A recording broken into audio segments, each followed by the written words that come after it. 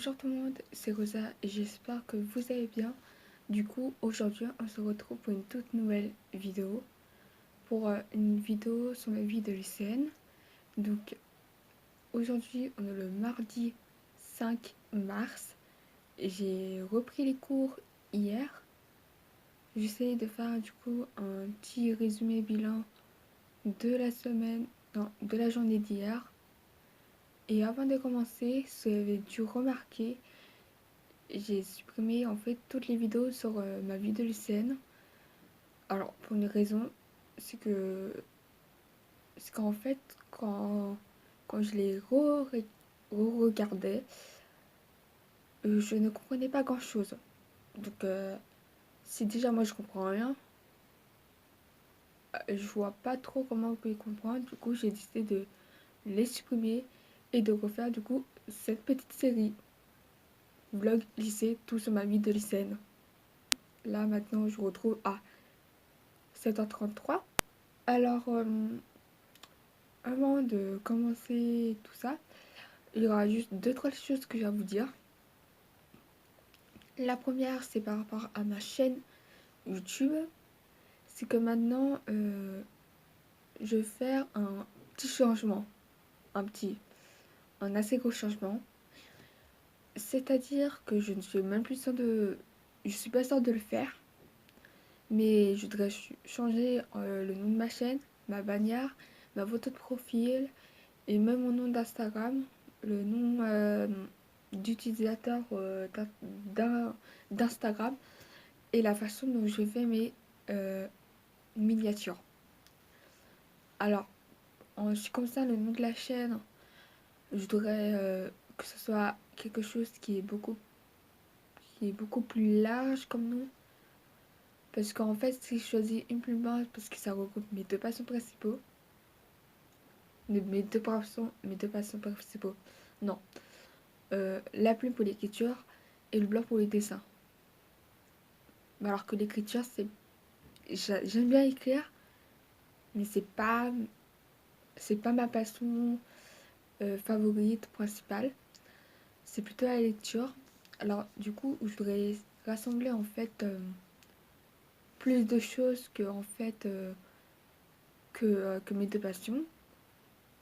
Du coup, je voudrais changer le nom de ma chaîne par Rosea World, qui signifie en français le monde de Rosea.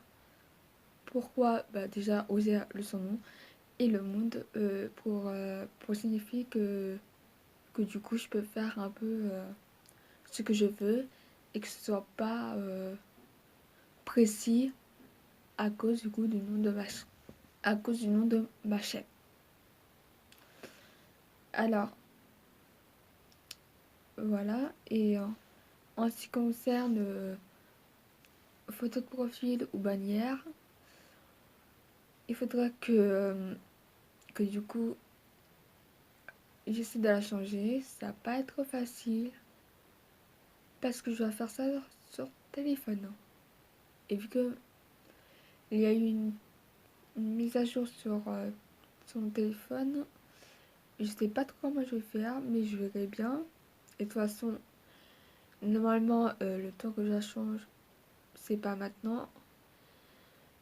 Parce qu'avec les épreuves, c'est trop compliqué. Après, en ce qui concerne mes miniatures, j'ai commencé à faire des changements. Mais du coup, en fait, après des miniatures, je voudrais juste, genre en arrière-plan, mettre un mettre un petit cadre de couleur ou soit un petit cadre mandala. Je sais pas si en fait je vais le faire. Je verrai d'abord le rendu, qu'est-ce que ça donne. Et après, je verrai bien les changements que je fais. Il y a aussi deux, trois petits achats que je voudrais vous montrer. Alors, la première, c'est mon des achats. C'est c'est pour les langues vivantes. C'est-à-dire que j'ai deux répertoires qui m'a coûté 2,50 €. Il y a 180 pages et c'est deux répertoires de 9 enfin 14 cm.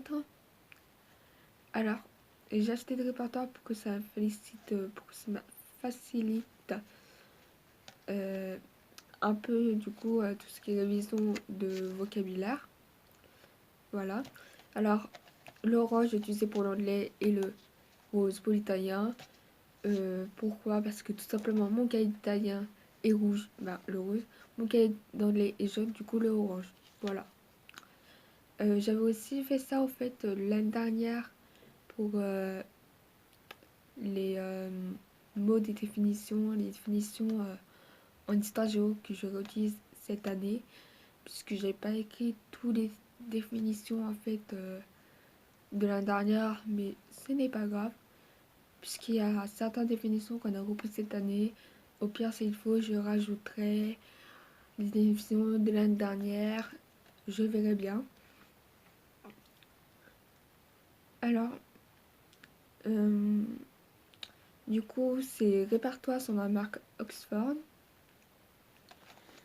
Et j'ai aussi acheté une règle qui va me servir en fait pour les cartes de géographie. Aussi pour le bac de géographie s'il y a des cartes. C'est une règle avec des formes géométriques, des ronds plus ou moins gros ou plus ou moins petits, euh, des hexagones, des triangles, des rectangles, des carrés, vraiment plein de formes. Et on dit que ce sont des symboles tactiques. Minerva numéro 46, je ne sais pas du tout à quoi ça correspond, mais le voici. Alors, ça fait déjà quelques semaines que j'essaie de, en fait, de le chercher. J'ai pas du tout trouvé à Auchan, à Carrefour, en fait, vers le magasin qui était près de chez moi. Du coup, j'ai dû aller dans un magasin qui était loin de chez moi et qui n'était pas du tout dans ma ville. Super. Ça m'a coûté 8,34 €, donc vers les 9 euros.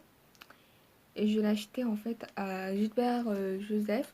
Pour ceux qui savent pas, c'est un magasin en fait de papeterie. Pas seulement de papeterie, il y a aussi tout ce qui est livres, DVD. Il y a vraiment plein de choses. Mais il faut avouer que le prix, c'est pas donné. C'est quand même assez cher. Donc, je vais très rarement là-bas. Je vais là-bas seulement si en fait je trouve pas euh, ce que je veux. Donc voilà. Alors déjà, ça va pas me servir seulement pour le bac de français. Non, le bac d'histoire géo. J'ai peut-être aussi utilisé pour les mandalas avec les cercles. Voilà. Après, une dernière chose que je voudrais vous montrer. Quand ma soeur, en fait, elle a eu une sortie, elle m'a ramené en fait des post-it. C'était cadeau. Ou en fait, il y a une règle aussi. Donc, les voici. Alors déjà, c'est super sympa de sa part. Parce que déjà, elle est bien petite. Et là, il y a aussi comment on appelle? Je sais plus, un truc comme ça, en fait, pour faire comme si c'était un marque-page, alors que pas du tout. Bref, vous comprenez, hein. Donc, ici, je n'ai pas comme beaucoup post-it, mais ce n'est pas grave. Parce que moi, à chaque fois, les post-it, en fait, j'utilise des post-it normaux, en fait, les carrés qu'on connaît tous. Et à chaque fois, si je veux avoir une plus petite taille, je les découpe. Parce qu'en fait, je ne rachète pas des post-it seulement pour ça, alors que je sais que je dois en acheter. Je n'achète pas parce que tout simplement, la partie collante est beaucoup plus gros, si on peut dire ça.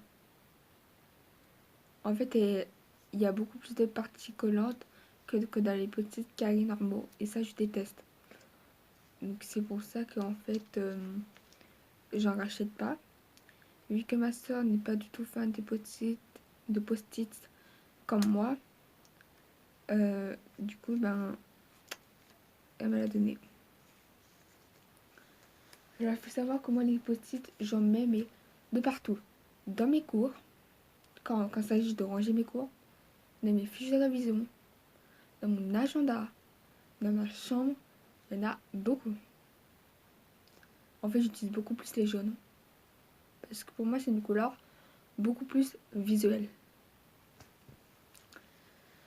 Alors, concernant de la journée d'hier, petit bilan, j'ai du coup fait 8h, 16h au final, je suis rentrée chez moi vers 17h.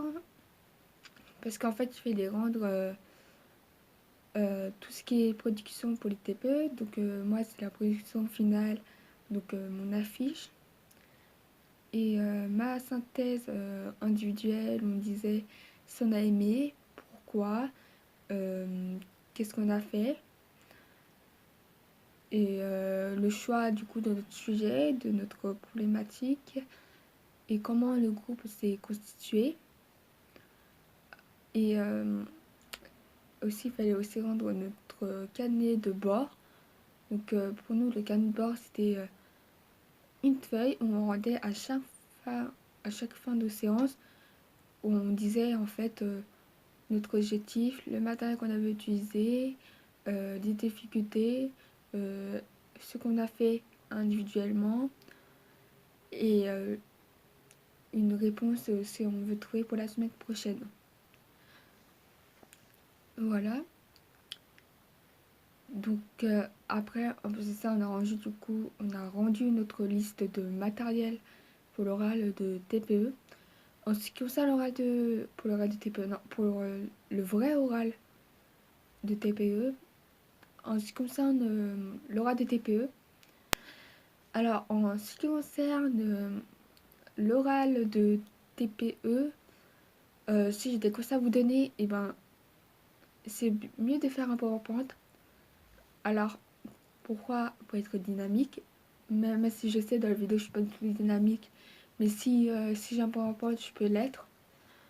Vous mettez genre votre image ou la photo que vous avez réalisée pour ceux qui sont en S et vous mettez juste des légendes.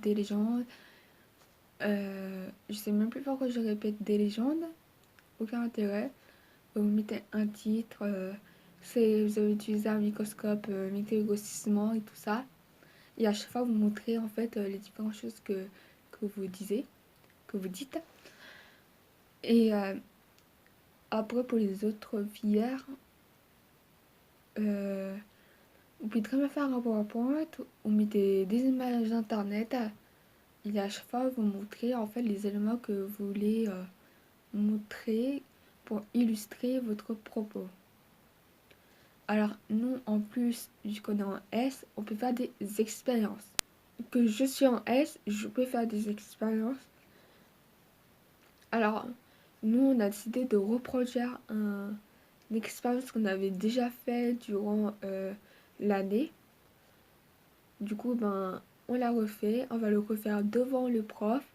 Donc, les profs, je les connais déjà puisque j'ai eu l'année dernière. Donc, voilà. Donc, ils me connaissent un peu. Hein. Ils me connaissent un peu.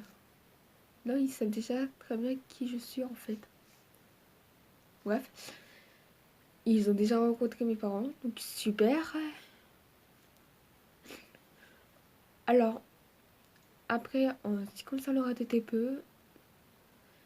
il faudrait peut-être éviter de lire.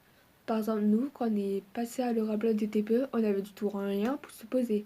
On avait genre seulement notre affiche. Et on n'a pas du tout lu l'affiche. À chaque fois, en fait, on parlait devant le pro comme si de rien n'était. Et à chaque fois, on montrait les différents éléments sur l'affiche. Tout simplement. C'est mieux de ne pas lire que de lire. Parce que lire, on n'a pas vraiment l'impression que vous avez travaillé. Donc voilà. Et surtout, ne restez pas les bras croisés. Essayez de faire des gestes comme en fait là je fais en ce moment. Je sais pas pourquoi je fais des gestes dans cette vidéo. Mais je trouve beaucoup mieux qu'en fait de rester les bras croisés et tout de rien faire. Je vais arrêter en fait le vlog, la première partie de ce vlog maintenant. Puisqu'en fait la vidéo est trop longue. En fait, elle dure au moins plus d'une trentaine de minutes. Et vu que je sais que à chaque fois que je commence à parler de lycée, comment s'est passé mon expérience, comment ça se passe au niveau devoirs, les épreuves, l'oral blanc, les contrôles, les TPE, vraiment tout ce qui est en lien avec le lycée, donc beaucoup plus avec la première, et ben je parle mais beaucoup, donc à cause de ça, puisque à chaque fois quand je dis que je résume, au final je parle beaucoup, j'ai décidé en fait de séparer ce vlog, donc du mardi 5 mars en deux parties. Donc ce sera la fin du coup de cette première partie de ce vlog. Et vous verrez la deuxième partie du coup dans une autre vidéo. Vlog lycée, toute ma vie de lycéenne. Donc c'est la fin de ce vlog. J'espère qu'elle vous aura plu. Si c'est le cas, n'hésitez pas à liker la vidéo, à vous abonner et à me suivre sur les réseaux sociaux. Du coup, je dis au revoir et à bientôt pour une nouvelle vidéo. Bye bye.